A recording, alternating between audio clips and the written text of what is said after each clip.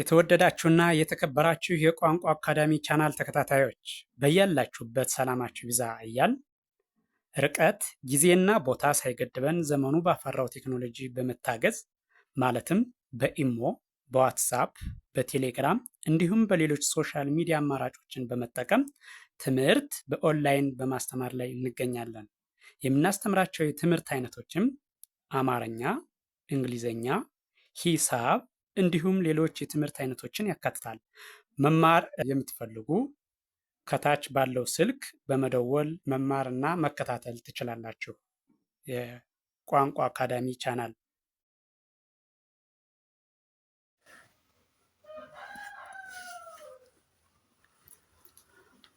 የተወደዳችሁና የተከበራችሁ የቻናላችን ተከታታዮች በያላችሁበት ሰላማችሁ ይብዛያል። ዛሬም እንደተለመደው ዝግጅታችን ወደ እናንተ ማድረሳችን ቀጥሏል። በዛሬው ዝግጅታችን ደግሞ ወደ እናንተ ልናደርስ ያዘጋጀነው ዝግጅት የእንግሊዘኛ መሰረታዊ ፊደላት ወይም ሆሄያትን ሲሆን እነዚህን እያንዳንዱን ሆሄ ድምፁን፣ ቅርጹን በትክክል እንድትለዩት የሚያግዝ ቪዲዮ ነው ማለት ነው። ስለዚህ ፊደላቱ በሁለት ይከፈላሉ። ምናምን ተብለው ስሞል ሌተር እና ካፒታል ሌተር ኤቢሲዲ በትልቁና ኤቢሲዲ በትንሹ ተብለው ይከፈላሉ። ስለዚህ እነሱን እናያለን ማለት ነው። በቀጥታ ወደ ዝግጅቱ ስናልፍ ይሄው ከመጀመሪያው እስከ መጨረሻው እናያለን። ተከታተሉ። እሺ፣ ይቺ ኤ ቢ ሲ ዲ ኢ ኤፍ ጂ። ይችኛዋ ደግሞ ይቺ ኤች አይ ጄ ኬ ኤል ኤም ኤን።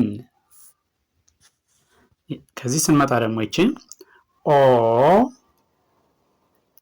ፒ ኪው አር ኤስ ቲ ዩ። ከዚያ ይችኛዋ ቪ ደብሊው ኤክስ ዋይ ዜድ። እሺ፣ በድጋሚ እናያቸዋለን። በድጋሚ ከመጀመሪያው ወደ መጨረሻው ማለት ነው። በድጋሚ ስናያቸው ኤ ቢ ሲ ሲ ዲ ኢ ኤፍ ጂ። እሺ፣ ከዚህ ስንመጣ ደግሞ ኤች አይ ጄ ኬ ኤል ኤም ኤን። እሺ፣ ወደዚህኛው ስንመጣ ይችኛዋ ኦ ፒ ኪው አር ኤስ ቲ ዩ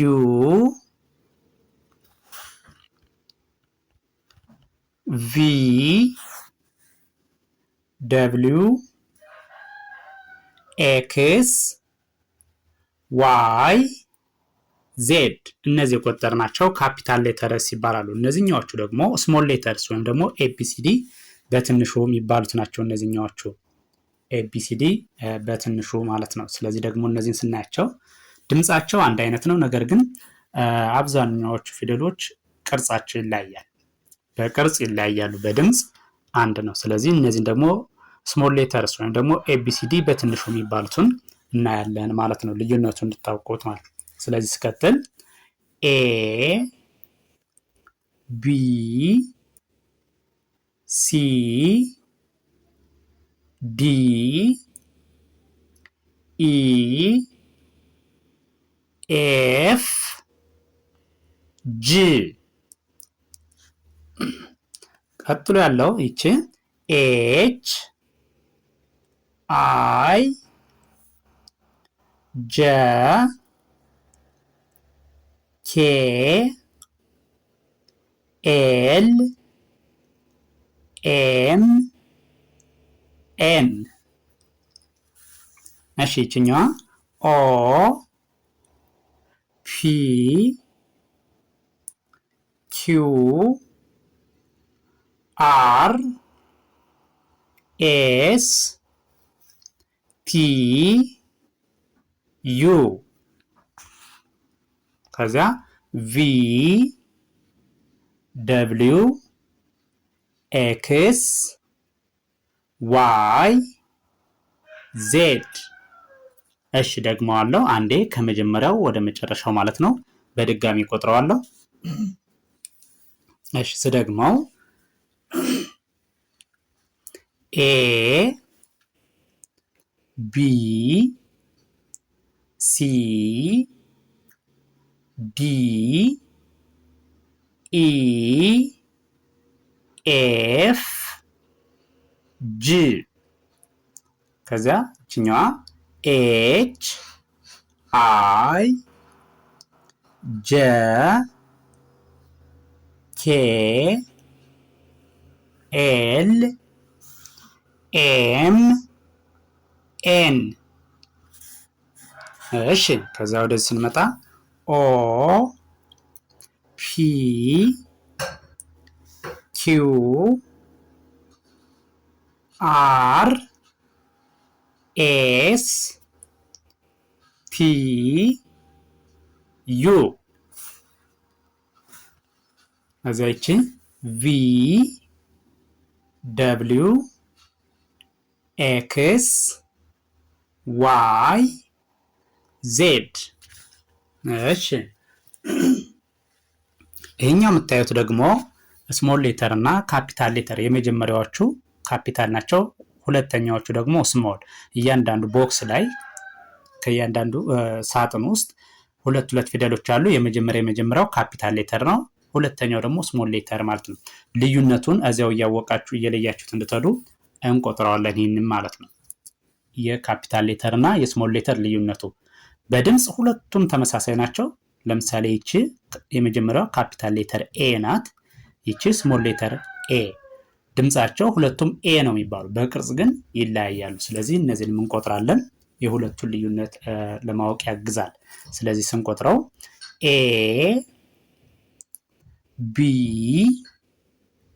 ሲ ዲ ኢ ኤፍ ጂ።